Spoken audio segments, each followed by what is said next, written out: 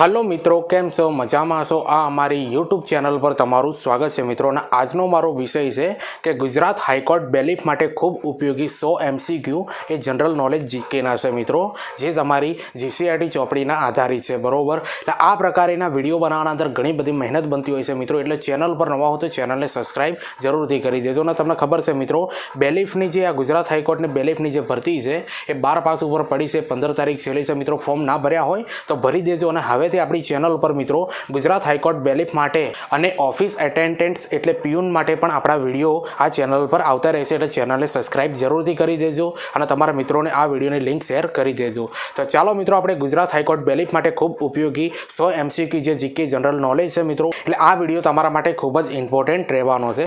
હવે પહેલા નંબરનો પ્રશ્ન આપણે સમજીએ મિત્રો કે ગુજરાતની સ્થાપના ક્યારે થઈ હતી. તો ગુજરાતની સ્થાપના મિત્રો 1 મે 1960ના રોજ થઈ હતી. હવે બીજા નંબરનો પ્રશ્ન સમજ કે ગુજરાતનું ક્ષેત્રફળ કેટલું છે. તો 1,96,024 એ ગુજરાતનું ક્ષેત્રફળ છે બરોબર. હવે ત્રીજા નંબરનો પ્રશ્ન સમજીએ કે વિસ્તારની દ્રષ્ટિએ ભારતમાં ગુજરાતનું કયું સ્થાન છે. તો 5મા નંબરનું મિત્રો વિસ્તારની દ્રષ્ટિએ ભારતના અંદર ગુજરાતનું સ્થાન છે 5મા નંબરનું. હવે ચોથા નંબરનો પ્રશ્ન આપણે સમજીએ કે ગુજરાતનું પહેલું પાટનગર કયું હતું. તો અમદાવાદ છે ને મિત્રો, એ ગુજરાતનું પહેલું પાટનગર હતું બરોબર. તો પ્રશ્નોનું લેવલ મિત્રો તમને કેવું લાગ્યું? તમારા જીકેના અંદર જે જનરલ નોલેજના વિષયના અંદર આવી રીતના પ્રશ્નો પૂછાઈ શકે છે બરોબર. હાઈકોર્ટ ગુજરાત બેલીફના અંદર પણ પોલીસ કોન્સ્ટેબલ AMC દરેકના અંદર આ પ્રશ્નો આવી શકે છે બરોબર. એટલે આ પ્રશ્નોને એકવાર તમારે જરૂરથી જોઈ લેવા. હવે 5મા નંબરનો પ્રશ્ન સમજીએ કે ગાંધીનગર ગુજરાતનું પાટનગર ક્યારે બન્યું. તો 1971ના અંદર મિત્રો ગાંધીનગર ગુજરાતનું પાટનગર બન્યું. હવે 6થા નંબરનો પ્રશ્ન સમજીએ કે ગુજરાતના પ્રથમ રાજ્યપાલ કોણ હતા. તો મહેદી નવાબ જંગ જે છે મિત્રો એ ગુજરાતના પ્રથમ રાજ્યપાલ રહી ચૂક્યા છે. હવે 7મા નંબરનો પ્રશ્ન સમજીએ કે ગુજરાતના પ્રથમ મુખ્યમંત્રી કોણ હતા. તો જીવરાજ મહેતા છે મિત્રો એ ગુજરાતના પ્રથમ મુખ્યમંત્રી રહી ગયેલા છે. હવે 8મા નંબરનો પ્રશ્ન સમજીએ કે ગુજરાતમાં વિધાનસભાના પ્રથમ સ્પીકર કોણ હતા. તો કલ્યાણસિંહ મહેતા છે મિત્રો એ ગુજરાતના વિધાનસભાના પ્રથમ સ્પીકર રહી ગયેલા છે. હવે 9મા નંબરનો પ્રશ્ન સમજીએ કે ગુજરાત વિધાનસભાના પ્રથમ ડેપ્યુટી સ્પીકર કોણ હતા. તો અંબાલાલ શાહ છે મિત્રો એ ગુજરાત વિધાનસભાના પ્રથમ ડેપ્યુટી સ્પીકર રહી ગયેલા છે. હવે 10મા નંબરનો પ્રશ્ન સમજીએ કે ગુજરાતમાં પ્રથમ વિપક્ષ નેતા કોણ હતા. તો નગીનદાસ ગાંધી છે મિત્રો એ ગુજરાતના પ્રથમ વિપક્ષ નેતા હતા. તો મિત્રો આ જીકે જનરલ નોલેજ પહેલાં કોણ હતા, શરૂઆતમાં કોણ હતા, કોણ રહી ચૂક્યા, આના અંદરથી જ પૂછાતા હોય છે બરોબર. અને ચોખ્ખી બાબત આના અંદર લખેલી છે સામાન્ય જ્ઞાનના અંદર બરોબર. એટલે આ વસ્તુ તમારે તૈયાર કરવાની રહેશે. પોલીસ કોન્સ્ટેબલના અંદર પણ આના અંદરથી પ્રશ્નો આવી શકે છે, AMCના અંદર પણ આવી શકે છે, અને જે તમારું CCE ગ્રુપ B એના અંદર પણ 1-2 માર્ક્સના અંદર કદાચ પૂછાઈ જઈ શકે. હવે 11મા નંબરનો પ્રશ્ન સમજીએ કે હાલમાં ગુજરાતમાં વિધાનસભાની કેટલી બેઠકો છે. તો 182 બેઠકો છે મિત્રો હાલમાં ગુજરાતની વિધાનસભામાં. હવે 12મા નંબરનો પ્રશ્ન સમજીએ કે પ્રથમ વિધાનસભાની બેઠક ક્યાં થઈ હતી. તો અમદાવાદ સિવિલ હોસ્પિટલના અંદર મિત્રો પ્રથમ વિધાનસભાની બેઠક થઈ હતી. હવે 13મા નંબરનો પ્રશ્ન સમજીએ કે અમદાવાદનું પ્રથમ સચિવાલય ક્યાં હતું. તો યાદ રાખી લેજો મિત્રો, અમદાવાદનું પ્રથમ સચિવાલય અમદાવાદના અંબાવાડી વિસ્તારમાં પોલિટેકનિક કોલેજના અંદર, અને વર્તમાન વિધાનસભા વિઠ્ઠલભાઈ પટેલ ભવન ગાંધીનગરના અંદર આવેલું છે. આટલું યાદ રાખજો મિત્રો, આના પર પ્રશ્ન નહીં જાય. હવે 14મા નંબરનો પ્રશ્ન સમજીએ કે ગુજરાતમાં લોકસભાની કેટલી બેઠક છે. તો ગુજરાતના અંદર લોકસભાની મિત્રો 26 બેઠકો આવેલી છે. હવે 15મા નંબરનો પ્રશ્ન સમજીએ કે ગુજરાતમાં રાજ્યસભાની કેટલી બેઠકો છે. તો ગુજરાતના અંદર રાજ્યસભાની 11 બેઠકો છે. હવે 16મા નંબરનો પ્રશ્ન આપણે સમજીએ કે ગુજરાતમાં પંચાયતી રાજનો અમલ ક્યારે થયો હતો. તો ગુજરાતના અંદર મિત્રો 1 એપ્રિલ 1963ના રોજ પંચાયતી રાજનો અમલ થયો હતો આપણા ગુજરાતમાં. હવે 17મા નંબરનો પ્રશ્ન સમજીએ કે ગુજરાતમાં જિલ્લાની સંખ્યા કેટલી છે. તો યાદ રાખી લેજો મિત્રો, ગુજરાતના અંદર કુલ 33 જિલ્લાઓ છે. હવે 18મા નંબરનો પ્રશ્ન સમજીએ કે હાલમાં ગુજરાતમાં તાલુકાની સંખ્યા કેટલી છે. તો 252 તાલુકા છે મિત્રો હાલના અંદર આપણા ગુજરાતના અંદર બરોબર. કેટલા તાલુકા છે? 252.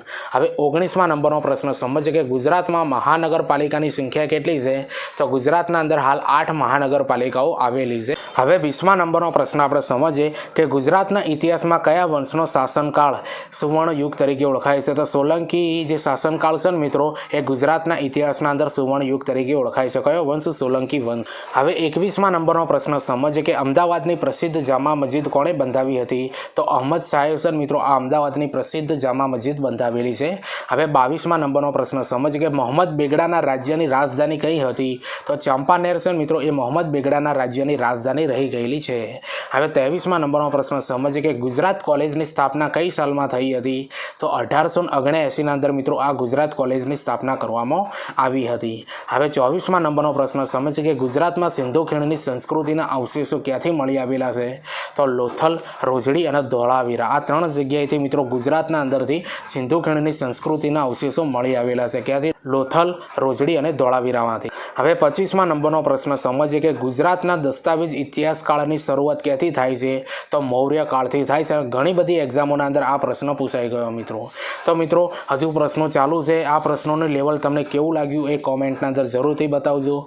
ચેનલ પર નવા હો તો ચેનલને સબસ્ક્રાઈબ કરી દેજો અને આ વિડીયોની લિંક તમારા મિત્રોને શેર કરજો, જે તમારી આ ગુજરાત હાઈકોર્ટ બેલીફના અંદર પણ કામ આવશે। અને તમને ખબર છે મિત્રો, ઓફિસ એટેન્ડન્ટ્સ જેને આપણે પીયુન કહીએ છીએ એના અંદર પણ આ પ્રશ્નો પૂછાશે, એટલે આ વિડીયો તમારા મિત્રોને શેર કરી દેજો। અને હવે હાઈકોર્ટ માટેના વિડીયો આપણી ચેનલ પર આવતા રહેશે, એટલે ચેનલને સબસ્ક્રાઈબ જરૂરથી કરી દેજો। હવે 26મા નંબરનો પ્રશ્ન સમજીએ કે શ્રી કૃષ્ણના શાસનમાં ગુજરાતની રાજધાની કઈ હતી? તો દ્વારિકા હતી। હવે 27મા નંબરનો પ્રશ્ન સમજીએ કે અણહિલપુર પાટણ શહેરની સ્થાપના કોણે કરી હતી? તો વનરાજ ચાવડાએ કરેલી હતી। અને ઘણી બધી એક્ઝામોના અંદર આ પ્રશ્ન આવી ગયો અને હજુ પણ આવતો રહેશે। હવે 28મા નંબરનો પ્રશ્ન છે કે સોલંકી કુળના સૌથી પ્રતાપી શાસક કોણ હતા? તો સિદ્ધરાજ જયસિંહ મિત્રો એ સોલંકી કુળના સૌથી પ્રતાપી શાસક રહી ગયેલા છે। હવે 29મા નંબરનો પ્રશ્ન સમજીએ કે ગુજરાતમાં સોલંકી વંશની સ્થાપના કોણે કરી હતી? તો મૂળરાજ સોલંકીએ મિત્રો ગુજરાતના અંદર સોલંકી વંશની સ્થાપના કરી હતી। હવે 30મા નંબરનો પ્રશ્ન સમજીએ કે ગુજરાતમાં ન્યાયપ્રિય સ્ત્રી શાસક તરીકે કોણ ઓળખાય છે? તો મિનળ દેવી ઓળખાય છે મિત્રોને। તમને ખબર છે કે ન્યાય જોવો હોય તો મલાવનું તળાવ જોઈ લો, એ મિનળ દેવીએ બંધાવેલું છે। હવે 31મા નંબરનો પ્રશ્ન સમજીએ કે કુમારપાળે કયા ધર્મને રાજ્ય ધર્મ બનાવ્યો હતો? તો જૈન ધર્મને મિત્રો યાદ રાખી લેજો। કુમારપાળે છે ને એ જૈન ધર્મને રાજ્ય ધર્મ બનાવેલો હતો, એટલા માટે એને ગુજરાતનો અશોક તરીકે ઓળખવામાં આવે છે। હવે 32મા નંબરનો પ્રશ્ન સમજીએ કે મોહમ્મદ ગઝનવીએ સોમનાથ મંદિર પર ચઢાઈ કરી ત્યારે પાટણનો રાજા કોણ હતો? તો ભીમદેવ પ્રથમ હતો। હવે 33મા નંબરનો પ્રશ્ન સમજીએ કે મોઢેરાનું વિખ્યાત સૂર્ય મંદિર કોણે બંધાવેલું છે? તો ભીમદેવ સોલંકીએ બંધાવેલું છે મોઢેરાનું સૂર્ય મંદિર। હવે 34મા નંબરનો પ્રશ્ન સમજીએ કે શિલ્પ સ્થાપત્ય કલાના નમૂના રૂપ દેલવાડાના દેરા કોણે બંધાવ્યા હતા? તો વસ્તુપાલ તેસવાળે મિત્રો આ દેલવાડાના દેરાસન મિત્રો બંધાવેલા છે, તમને આ આવડતું હશે બરોબર। હવે 35મા નંબરનો પ્રશ્ન સમજીએ કે અમદાવાદ શહેરની સ્થાપના કઈ સાલમાં થઈ હતી? તો અમદાવાદ શહેરની સ્થાપના છે મિત્રો 1411ના અંદર કરવામાં આવેલી હતી।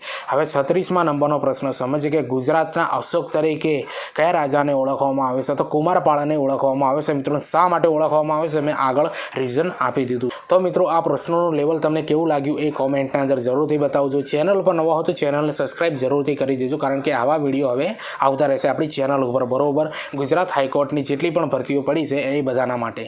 હવે 37મા નંબરનો પ્રશ્ન સમજીએ કે મૈત્રક કાળમાં ગુજરાતનું પાટનગર કયું હતું? તો મૈત્રક કાળના અંદર ગુજરાતનું પાટનગર વલભી હતું। હવે 38મા નંબરનો પ્રશ્ન સમજીએ કે સિદ્ધરાજ જયસિંહની માતાનું નામ શું હતું? તો સિદ્ધરાજ જયસિંહની માતાનું નામ મિત્રો મિનળ દેવી હતું। હવે 39મા નંબરનો પ્રશ્ન સમજીએ કે કીર્તિ મંદિર કયા નેતાઓનો જન્મસ્થળનું સ્મારક છે? તો યાદ રાખજો મિત્રો, કીર્તિ મંદિર છે ને એ ગાંધીજીના જન્મસ્થળનું સ્મારક કહેવાય છે। હવે 40મા નંબરનો પ્રશ્ન સમજીએ કે ગુજરાતમાં છેલ્લો રાજપૂત રાજા કોણ હતો? કર્ણદેવ વાઘેલા છે મિત્રો એ ગુજરાતનો છેલ્લો રાજપૂત રાજા રહી ગયેલો છે। હવે 41મા નંબરનો પ્રશ્ન સમજીએ કે ગુજરાતના મુખ્ય સેવક તરીકે કોણ ઓળખાય છે? થોડું અહીંયા ટાઈપિંગ મિસ્ટેક છે મિત્રો, મુખ્ય સેવક લખાઈ છે પણ આપણે મુખ્ય સેવક તરીકે ઓળખવાનું છે બરોબર। રવિશંકર મહારાજને મિત્રો ગુજરાતના મુખ્ય સેવક તરીકે ઓળખવામાં આવે છે। હવે 42મા નંબરનો પ્રશ્ન આપણે સમજીએ કે ગુજરાતના કલાગુરુનું બિરુદ કોણે મળ્યું છે? તો રવિશંકર રાવળ ગુજરાતના કલાગુરુનું બિરુદ મળેલું છે બરોબર। આ 41મો અને 42મો પ્રશ્ન છે મિત્રો થોડુંક કન્ફ્યુઝન ક્રિએટ કરી શકે છે, એટલે પ્રશ્નને 1 થી 2 વાર વાંચી લો કે જેથી કરીને તમારું કન્ફ્યુઝન દૂર થાય, કારણ કે રવિશંકર મહારાજ અને રવિશંકર રાવળ બંને અલગ છે એટલા માટે। હવે 43મા નંબરનો પ્રશ્ન સમજીએ કે હિન્દ છોડો આંદોલન 1942 વખતે ગુજરાતમાં શાળા કોલેજો કેટલા દિવસની હડતાલ પાડી હતી? તો 105 દિવસ સુધી મિત્રો ગુજરાતના અંદર શાળા કોલેજોના અંદર હડતાલ પડી હતી હિન્દ છોડો આંદોલન 1942 વખતે। હવે 44મા નંબરનો પ્રશ્ન સમજીએ કે મહાગુજરાત ચળવળને થયેલ હિંસક બનાવોના વિરોધમાં કયા નેતાએ ઉપવાસ કર્યા હતા? તો મોરારજી દેસાઈ કરેલા છે ઉપવાસ મિત્રો। હવે 45મા નંબરનો પ્રશ્ન સમજીએ કે સોમનાથના યાત્રાઓનો યાત્રાવેરો કોણે માફ કરેલો છે? તો સિદ્ધરાજ જયસિંહે માફ કરેલો છે મિત્રો, અને મિનળ દેવીના કહેવા પ્રમાણે કર્યો હતો બરોબર। આટલું યાદ રાખી લેજો, આના બાર પ્રશ્ન નહીં જાય। હવે 46મા નંબરનો પ્રશ્ન સમજીએ કે ગાંધીજીની હત્યા દિલ્હીમાં કયા સ્થળે થઈ હતી? તો તો આનો જવાબ આવશે મિત્રો બિરલા ભવન પાસે મિત્રો ગાંધીજીની હત્યા કરવામાં આવી હતી. હવે 47માં નંબરનો પ્રશ્ન સમજ કે ગુજરાતમાં હડપ્પીય સંસ્કૃતિના અવશેષો કયા સ્થળેથી પ્રાપ્ત થાય છે? તો રંગપુરના જગ્યાએથી પ્રાપ્ત થાય છે મિત્રો ગુજરાતના અંદર હડપ્પીય સંસ્કૃતિના અવશેષો. ક્યાંથી? રંગપુર શહેરમાંથી. હવે 48માં નંબરનો પ્રશ્ન સમજ કે હું કૂતરાની મોત મરીશ પણ સ્વરાજ લીધા વિના આશ્રમ નહીં આવું.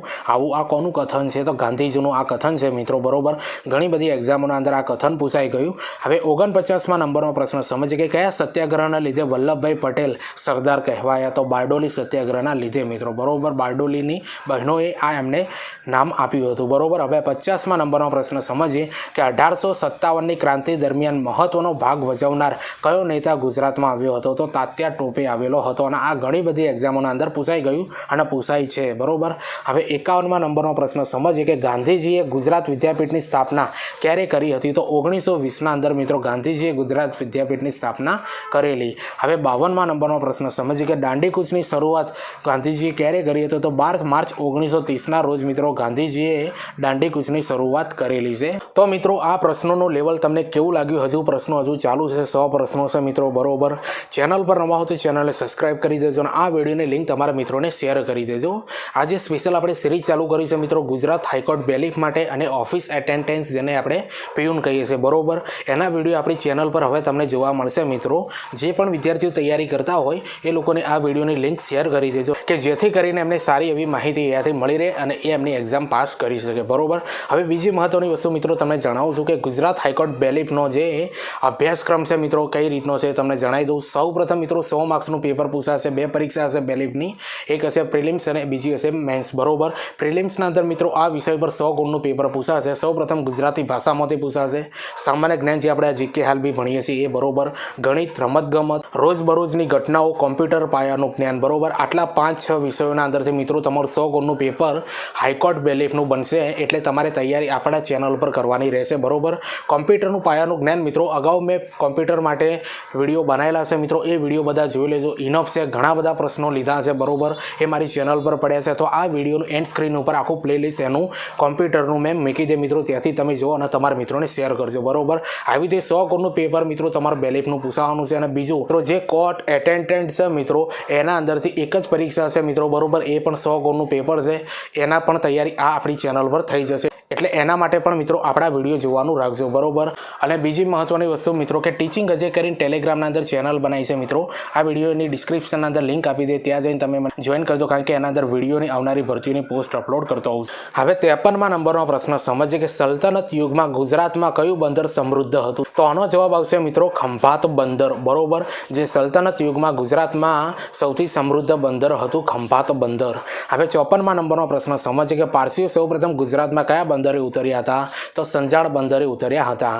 હવે 55માં નંબરનો પ્રશ્ન સમજીએ કે ચીની યાત્રાળુ યુએન સાંગ કોના શાસનકાળ દરમિયાન ગુજરાતની મુલાકાત લીધી હતી? તો ધ્રુવસેન બીજાની શાસનકાળ દરમિયાન મિત્રો આ યુએન સાંગ ગુજરાતની મુલાકાત લીધી હતી. હવે 65માં નંબરનો પ્રશ્ન સમજીએ કે મૈત્રક શાસનનો અંત કોના દ્વારા થયો? તો આરબ આક્રમણથી મિત્રો આ મૈત્રક શાસનનો અંત થયેલો છે. હવે 57માં નંબરનો પ્રશ્ન સમજીએ કે જૂનાગઢમાં સુદર્શન તળાવ કોણે બંધાવ્યું હતું? તો ચંદ્રગુપ્ત મૌર્ય છે મિત્રો, એમને જૂનાગઢના અંદર સુદર્શન તળાવ બંધાવેલું હતું. આના અંદર થોડું કન્ફ્યુઝન છે મિત્રો. બરોબર, ચંદ્રગુપ્ત મૌર્યના કહેવા પ્રમાણે એના સુબાએ બંધાવ્યું હતું. આટલું યાદ રાખજો મિત્રો, આના બાર પ્રશ્ન નહીં જાય. હવે 58માં નંબરનો પ્રશ્ન સમજીએ કે કયા વંશના રાજાઓના સમયમાં ગુજરાત નામ પ્રચલિત બન્યું? તો સોલંકી વંશ રાજાઓના સમયના અંદર ગુજરાત નામ પ્રચલિત બન્યું. હવે 59માં નંબરનો પ્રશ્ન સમજીએ કે ગુર્જર પ્રતિહારોનું પાટનગર કયું હતું? તો ભિન્નમાલ છે મિત્રો, એ હાલ રાજસ્થાનમાં આવેલું છે. એ ગુર્જર પ્રતિહારોનું પાટનગર બન્યું હતું.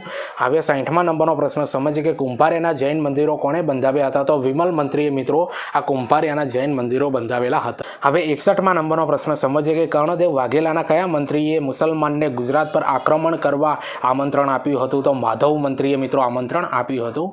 હવે 62માં નંબરનો પ્રશ્ન સમજીએ કે મહાગુજરાત જનતા પરિષદની રચના ક્યારે કરવામાં આવી હતી? તો 1956ના અંદર કરવામાં આવી હતી મિત્રો મહાગુજરાત જનતા પરિષદની રચના. હવે 63માં નંબરનો પ્રશ્ન સમજીએ કે ગુજરાતમાં સૌપ્રથમ પંચાયતી રાજની શરૂઆત ક્યારે થઈ હતી?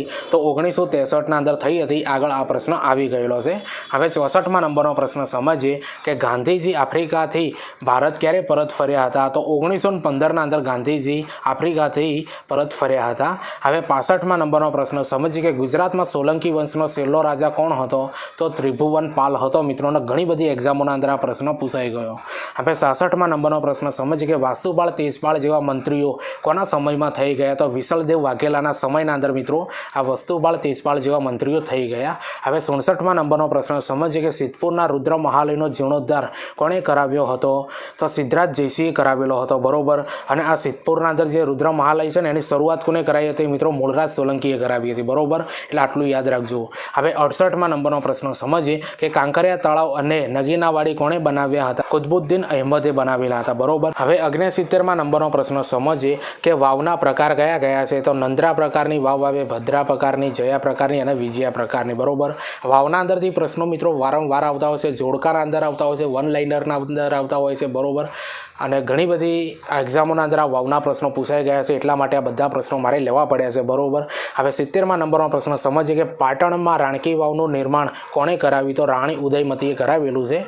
હવે 71માં નંબરનો પ્રશ્ન છે તે 72 કોઠાની વાવ ક્યાં આવેલી છે? તો મહેસાણાના અંદર મિત્રો આ 72 કોઠાની વાવ આવેલી છે. હવે 72માં નંબરનો પ્રશ્ન સમજીએ કે એક પ્રવેશ દ્વારવાળી વાવ કયા પ્રકારની વાવ છે? એ નંદા પ્રકારની વાવ હોય ને મિત્રો, એને એક પ્રવેશ દ્વારવાળી વાવ હોય ને એને નંદા પ્રકારની વાવ કહેવામાં આવે છે. હવે 53માં નંબરનો પ્રશ્ન સમજીએ કે પાવાગઢ પાસે ચાંપાનેરમાં આવેલી ગેબન શાહની વાવ કયા પ્રકારની વાવ છે? તો નંદા પ્રકારની વાવ છે. બરોબર. એના અંદર એક પ્રવેશ દ્વાર છે એટલા માટે.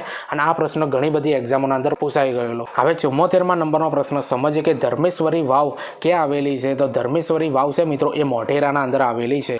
હવે 75માં નંબરનો પ્રશ્ન સમજીએ કે દેસળ ભગતની વાવ ક્યાં આવેલી છે? તો વઢવાણના અંદર મિત્રો આ દેસળ ભગતની વાવ આવેલી છે. હવે 76માં નંબરનો પ્રશ્ન આપણે સમજીએ મિત્રો કે દુધિયા વાવ ક્યાં આવેલી છે? તો ભદ્રેશ્વર ખાતે છે મિત્રો આ દુધિયા વાવ આવેલી છે. હવે 77માં નંબરનો પ્રશ્ન સમજીએ કે કપડવંશમાં કઈ વાવ આવેલી છે? તો કપડવંશના અંદર મિત્રો કાંઠાની વાવ આવેલી છે, સિંગર વાવ આવેલી છે અને કુંકા વાવ. આ ત્રણ વાવ છે મિત્રો એ કપડવંશના અંદર આવેલી છે. હવે 78માં નંબરનો પ્રશ્ન સમજીએ કે ગાંધીનગરમાં આવેલી અડાલજની વાવ કોણે બંધાવી હતી? તો રોડાબાએ બંધાવેલી હતી.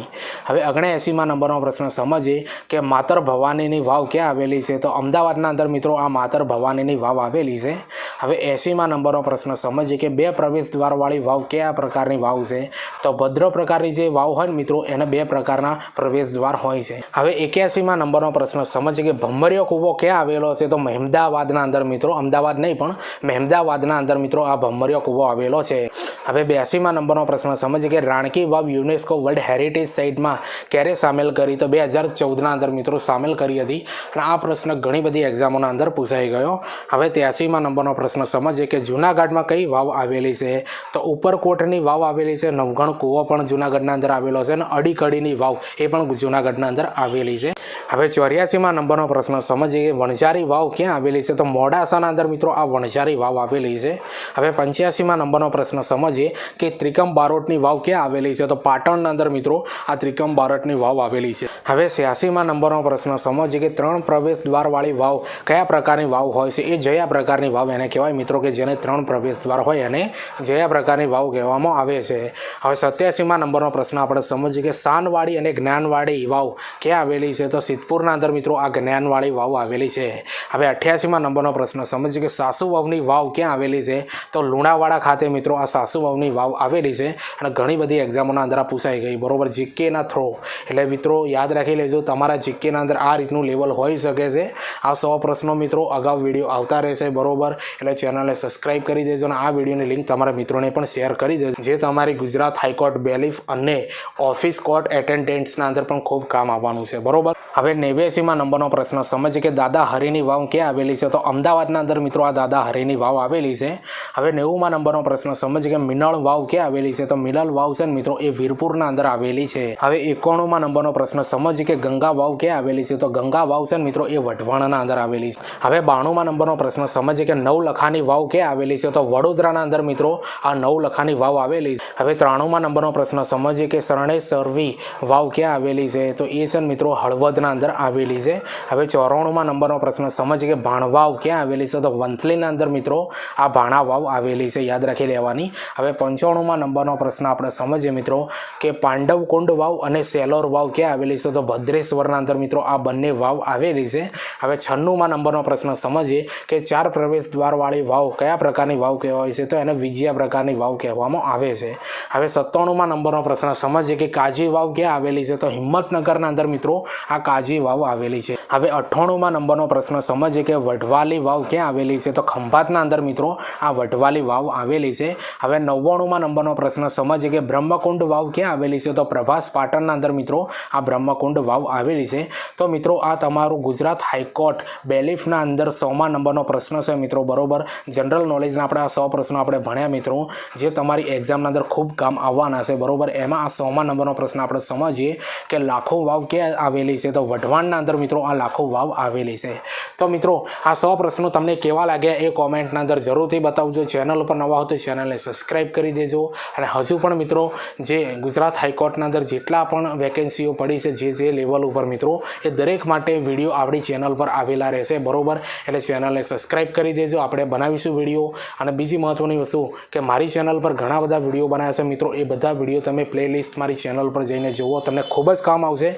અને બીજી મહત્વની વસ્તુ કે ટીચિંગ અજય કરીને ટેલિગ્રામના અંદર ચેનલ બનાવી છે, આ વિડીયોની ડિસ્ક્રિપ્શનના અંદર લિંક આપે, ત્યાં જઈને તમે મને જોઈન કરી દો, કારણ કે એના અંદર હું વિડીયોની આવનારી ભરતીઓની પોસ્ટ અપલોડ કરતો હોઉં છું, અને મારા જૂના વિડીયોની લિંક પણ એના અંદર મૂકતો રહું છું, એટલે તમે સારી રીતે વિડીયો બધા મારા મળી રહે। તો ચાલો મળીએ આપણે બીજા વિડીયોના અંદર, બાય।